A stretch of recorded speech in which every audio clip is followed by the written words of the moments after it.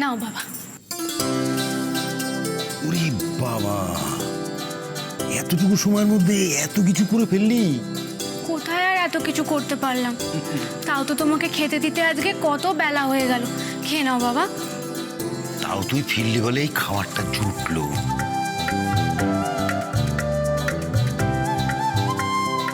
তোর মারাতে দায়িত্ব থাকলে না উপোস করতে হতো। তা কেন বাবা, মা তোমাকে ঠিক রেঁধে দিত। তুমি মাকে এরকম বললে আমার খুব খারাপ লাগে জানো তো। মাকে এরকম বলো না বাবা। জানো বাবা, মা এখনো সংসারে সব কাজ করবে, এ আমার মোটেই ভাল লাগে না। তাহলে তাহলে আমি বড় হলাম কেন? সন্তানেরা বড় হয়ে গেলে তো বাবা মায়ের ছুটি, তারপর সব কাজ সন্তানেরাই করবে। পাপা গিন্নি আমার। কি জানো তো বাবা, এক মাকে হারিয়েছি তো, এই মাকে আর হারাতে চাই না।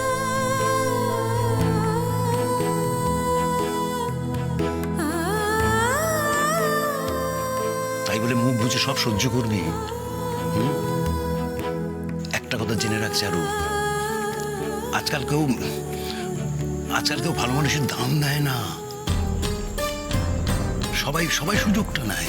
এই যেমন তোকে সুযোগ পেয়ে সবাই ঠকাচ্ছে।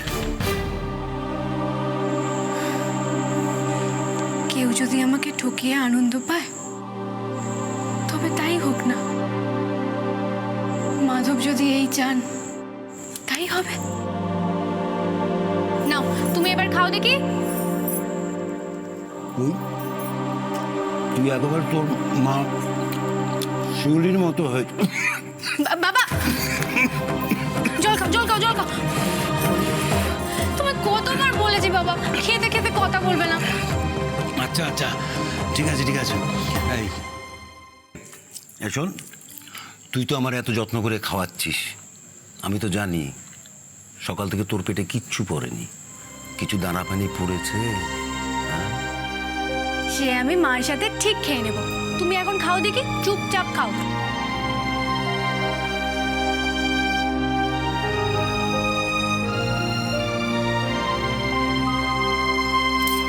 ওরে দাঁড়া দাঁড়া, মুখে না এরকম বড় বড় কথা অনেক বলা যায় জানিস, অনেক। শহরে যাব, বাবুদের বড় বড় রাজপ্রাসাদে ঢুকবো, কিন্তু করতে গেলে দম লাগে, দম। তুমি কি ভাবছো তোমার চুমকির দম নেই? আছে, তবে চারুর অনেক বেশি আছে, অনেক বেশি। দেখলি না কিরকম বাবুদের বাড়ি যাওয়ার রাস্তাটা রোজকারের মতন করে নিল। তাতে কি হয়েছে, ও তো যাবে দুধ দিতে, আর আমি তো ওখানকার রানী হব। ঠিক রানী হবি না? আমার মাথাটা রোজ রোজ খা। ও পাত্তা দিচ্ছ না তো, দিও না, কিন্তু একদিন দেখবে তোমার চুমকি जो बोला है ও করেগা। এই তুই একটু বাজে বকাটা একটু থামাবি? হ্যাঁ থামাবি? जो बोला है वो করে। ওই এরপর থেকে বাড়ির কাজ কে করেগা, রান্না বান্না কে করেগা? তো চারু তো রোজ ড্যাং ড্যাং করতে করতে শহরে চলে যাবে দুধ দিতে, আর বাড়ির কাজ রান্না বান্না কে করবো, তুই আমি? হ্যাঁ পাগল নাকি, আমি কি বাড়ির কাজের লোক? এই তুই কি বলতে চাইছিস, আমি বাড়ির কাজের লোক, আমি রান্না করবো? না না মানে বাবাকে বলো বাড়ির কাজের লোক রাখতে। সর্বনাশের মাথায় বাড়ি। হ্যাঁ তোর বাপ কদিন বাদে আমাদের দুজনকে ঘাট ধাক্কা দিয়ে বাড়ি থেকে বার করে দেবে, আর তোর বাপকে বলবো আমি বাড়িতে কাজের লোক রাখতে। তোর বাপকে বের করে দিলে দেবে, আমি চলে যাবো তো শহরে। মাথা মোটা। আচ্ছা শহরে গিয়ে কি করবি, টাকা কোত্থেকে পাবি, খাবি কি? উফ ঝামেলা দিও না তো, পারলে ঝামেলা মেটাও। মা যখন হয়েছো তখন তুমি একটা কিছু ভেবে বার করো।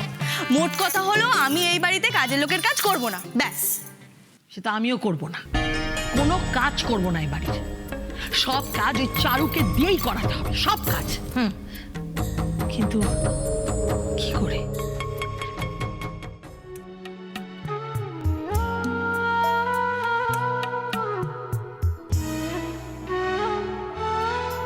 এ মন ব্যাকুল যখন তখন, আমি জানি দাদাভাই নতুন মিষ্টি কে বানিয়েছে। এ মন ব্যাকুল যখন তখন ডেকে ওই লাল ফুলাকা ক্যানটা, ওটা যার, সেই তো মিষ্টিগুলো বানিয়েছে। যখন তখন ডেকে চারু দিদি বানিয়েছে।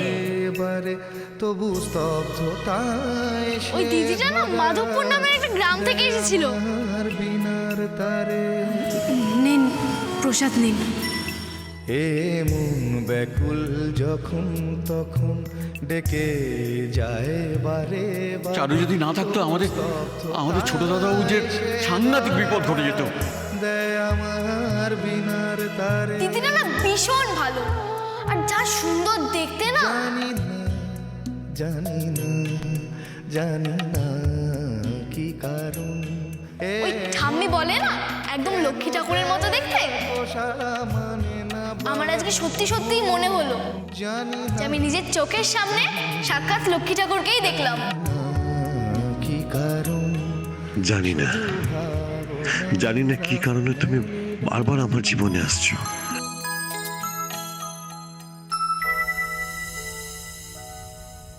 আমার মন বলছে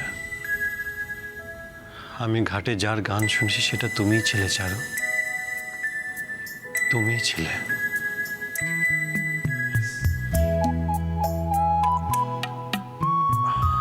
মৌলি, আয় ভেতরে আয়।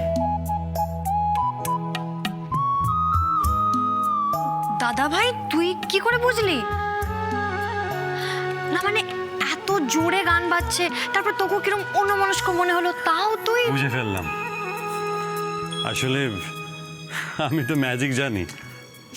রিয়েলি দাদাভাই? তুই যে পারফিউমটা ইউজ করেছিস সেই গন্ধ থেকে বুঝেছি তুই এসেছিস। ও তুই সেটাও খেয়াল করেছিস? অবশ্যই, করবো না? শোন, প্রত্যেকটা মানুষের পছন্দ অপছন্দ থাকে, আর সেই পছন্দ অপছন্দ একজনকে আরেকজনের থেকে আলাদা করে দেয়। এই যে তুই যে ব্র্যান্ডের পারফিউমটা ইউজ করেছিস, তুই যখন আসা যাওয়া করিস, বাড়িতে ঢুকিস, সারা বাড়ি একটা মন ভালো করে দেওয়ার সুগন্ধ ছড়িয়ে যায়, সেটা থেকে বুঝে যায়। আর এটাই তোর বিশেষত্ব। আয় তোকে একটা প্রণাম করি। কি করছিস কি? আর তোর বিশেষত্ব কি জানিস দাদাভাই? তোর বুদ্ধি, তোর এই সুন্দর হাসিটা, আর তোর ব্যবহার। অনেক হয়েছে, এবার তাড়াতাড়ি বলো দাদা ভাইয়ের কাছে যে আর্জিটা নিয়ে এসেছো সেটা তাড়াতাড়ি বলে ফেলো। না মানে তুই এটাও বুঝে গেলি? আসলে তোকে আজ মায়ের কাছ থেকে একটা পারমিশন করিয়ে দিতে হবে। পারমিশন? কিসের পারমিশন?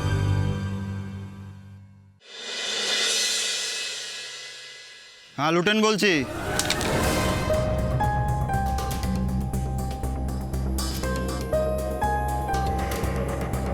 ওসব লুটেনের কারো পারমিশন লাগে না।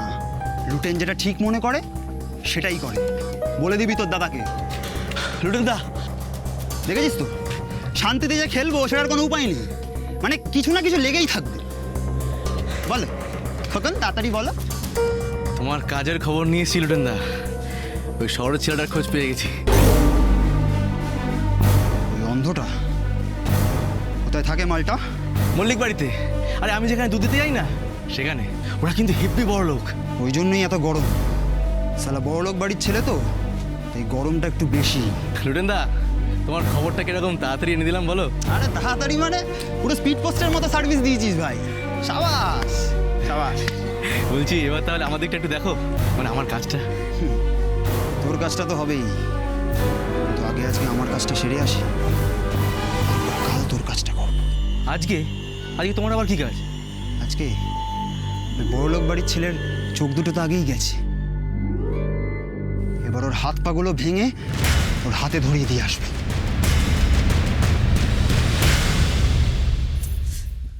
আরে ও মা! আরে দাঁড়া দাঁড়া, সব মা! ও মা! সর সর সর। কি হচ্ছেটা কি? আরে মাথায় হাত বলা পরে সব বলছি। মাথায় হাত? আরে বলা না মাথায়। ও মা!